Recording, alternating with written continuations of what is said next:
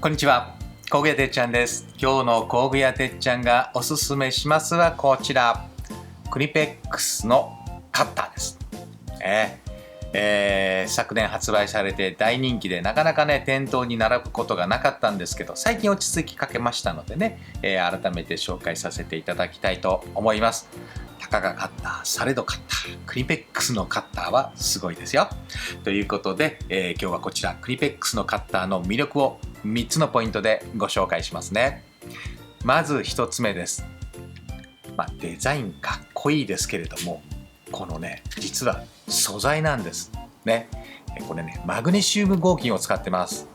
一般的なカッターは樹脂製であったりアルミ製であったりするんですけど、マグネシウム合金なんです。あまり効かないかと思うんですけれども、マグネシウム合金はですね、比重がですねアルミの3分の2、鉄の4分の1ということで、とてもね軽いんですね。そしてリサイクル性も高いと。再利用する時の加工がですね非常に簡単ということで、環境にも優しい素材ということなんですね。さすがドイツのメーカーですよね。そういうところも考えているということで、素材がマグネシウム合金を使って軽いということなんですね。中にね貝板も入ってるんで、その分ちょっと重さはありますけれども、本体の重量はとても軽くなっているということですね。そしてポイント2つ目です。これもね最大のポイントと言っていいんじゃないでしょうか。はい、背中にですねこのようなねブレードがついて、このカッターがしならないようになってますね。これですとねこうしなってねポキッと折れたりして嫌な思いをしたこともあるかと思いますけども、はい、これはねなかなか珍しいですよね。はい、それでねこれがいいのはね、もう一つこうやって何かを削ぐときにこここに手を当てていたいなというふうに思ったことはあると思うんですけれども、はい、このブレードがありますから、このような作業にも手が痛くないということですね。はい、しならないし、背中に手が当てるときにとても便利なブレード付きということですね。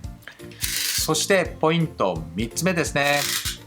刃の交換方法がちょっと特殊になってます。一般的には後ろから抜くものが多いかと思うんですけども、クニペックスは前からなんですね。はい、このように出していただいて、後ろにこのようなポッチがあります。ポッチこのボタンをですね、これちょっとギュッと押さないといけないですけど、押してシュッとこのように抜きます。そして取り付ける時もギュッと押していただいて、よいしょ、はい、ギュッとはい、これで取っていきます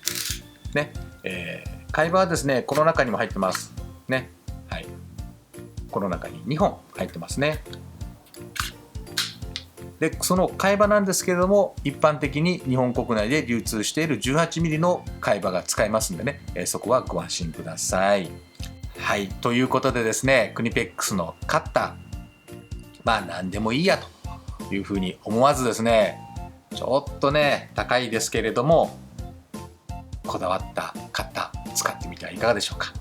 こちらの商品はファクトリーギア各店と通信販売で購入できます。よかったらぜひ一度使ってみてください。ということで、今日の工具屋てっちゃんがおすすめしますはクニペックスのカッターでした。